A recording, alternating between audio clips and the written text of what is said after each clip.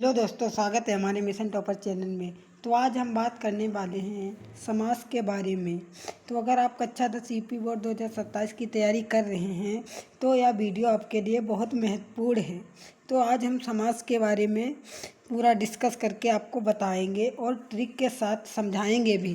तो चलिए टॉपिक के बारे में हम आगे बढ़ते हैं। चलिए बढ़ते हैं। समास बेटा देखो, समास क्या है? दो या दो से अधिक शब्दों को मिलाकर एक छोटा और सार्थक शब्द बनाने की प्रक्रिया को हम समास कहते हैं। यानी दो या दो से अधिक शब्दों को मिलाकर एक छोटा और सार्थक शब्द बनाने की प्रक्रिया को हम समास कहते हैं। क्या कहते हैं? समास कहते हैं। जैसे एग्जाम्पल में हो गया राजा का पुत्र। जैसे राजा का पुत्र एक ही इसको शब्द में बनाएंगे तो क्या हो जाएगा? राजपुत्र। क्या हो जाएगा? राजपुत्र।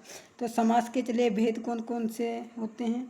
अवयवी समास, तत्पुरुष समास, कर्मधारय समास, द्विगु समास, द्वंद्व समास, बहुब्रीहि समास। लेकिन आपको हाई स्कूल के हिसाब से केवल 4 पढ़ने हैं। कर्मधारय समास, द्विगु समास, द्वंद्व समास और बहुब्रीहि समास। और आपको कक्षा 10 में ये समास 2 नहीं पढ़ने हैं, अवयवी भाव समास और तत्पुरुष समास। तो आगे चलिए बात करते हैं हम कर्मधारय समास की। कर्मधारय समास क्या है?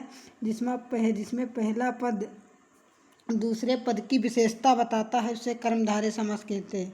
यानी जिसमें कोई पहला पद दूसरे पद की विशेषता बताता है उसे हम कहते हैं कर्मधारय समास। जैसे नील कमल, महापुरुष, ये हैं। जैसे नील कलम है, नीला है जो कलम, जैसे कमल। जैसे काली मिर्च हो गई, काली मिर्च।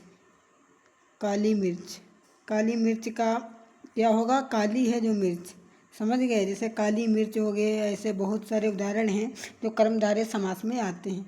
तो ऐसे ट्रिक का इसकी क्या है ट्रिक? विशेषण प्लस विशेष बराबर कर्मधारय समास।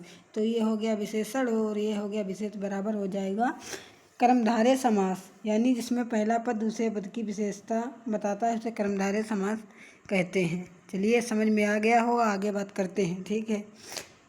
द्विगु समास की। द्विगु समास में क्या कह रहा है? जिस समास का पहला पद संख्यावाची और समूह का बोध कराए उसे द्विगु समास कहते हैं। यानी जैसे चौराहा हो गया, 4 राहों का समूह। पंचवटी हो गया, 5 बटुओं का समूह। यानी जिसमें संख्यावाची पहला पद संख्यावाची हो। इसमें देखो पहला पद संख्यावाची आ रहा है। 4 हो गया, 5 हो गया, त्रिभुवन, 3 भुवनों का समूह। ये सभी द्विगु समास के अंतर्गत उदाहरण आते हैं।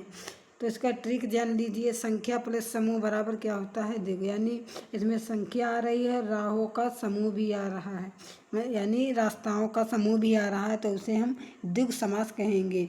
जैसे हो गया त्रिभुज, ये भी उदाहरण एक है। त्रिभुज, 3 भुजाओं का समूह, ये भी हो गया द्विगु समास का उदाहरण। ओके, चलिए आगे बात करते हैं द्वंद्व समास। द्वंद्व समास क्या है? जिस समास में दोनों पद प्रधान और उनके बीच और का भाव हो उसे द्वंद्व समास कहते हैं। यानी द्वंद्व समास में योजक चिन्ह लगा हो। क्या लगा हो? योजक चिन्ह। अगर आप योजक चिन्ह लगा हो कहीं पर तो समझ लेना द्वंद्व समास ही होगा। योजक चिन्ह बेटा ये वाला होता है। योजक चिन्ह ऐसे लगा होता है, जैसे लिखा है माता पिता, ये लगा है, देखो योजक चिन्ह, इसी को हम कहते हैं। जैसे सुख दुख, दिन रात, जैसे माता और पिता हो गया, सुख और दुख हो गया, दिन और रात हो गया, ये सभी द्वंद्व समास के उदाहरण हैं। इसमें ट्रिक ये है केवल अब जहाँ पर आपको योजक चिन्ह दिख जाए समझ लेना वहाँ पर द्वंद्व समास ही होगा। चलिए आगे बात करते हैं बहुब्रीहि समास की। बहुब्रीहि समास के बेटा क्या है? जिस समास में दोनों पदों में से कोई भी प्रधान ना हो और दोनों मिलकर किसी तीसरे व्यक्ति या वस्तु का बोध कराएं उसे बहुब्रीहि समास कहते हैं। यानी बहुब्रीहि समास में ज़्यादा से ज़्यादा देवी देवताओं के नाम आते हैं। जैसे उदाहरण में दशानन, दशमुख, जिसके अर्थात क्या हो जाएगा? रावण हो जाएगा। रावण क्या हो जाएगा? नीलकंठ, नीला है कंठ जिसका, महादेव। क्या हो जाएगा? महादेव हो जाएगा। और जिसका लंबा है उधर जिसका, अर्थात श्री गणेश जी। क्या हो जाएगा? गणेश जी। गणेश जी क्या हो जाएगा? गणेश जी, श्री गणेश जी। तो समझ गए होंगे। इसमें बहुब्रीहि समास में ज़्यादा से ज़्यादा देवी देवताओं के नाम आते हैं, इसलिए तो इस तरीके से भी आप याद कर सकते हैं। इसका ट्रिक भी है, जिसका जिसके जिसकी अगर आ जाए तो उसे बहुब्रीहि समास कहते हैं।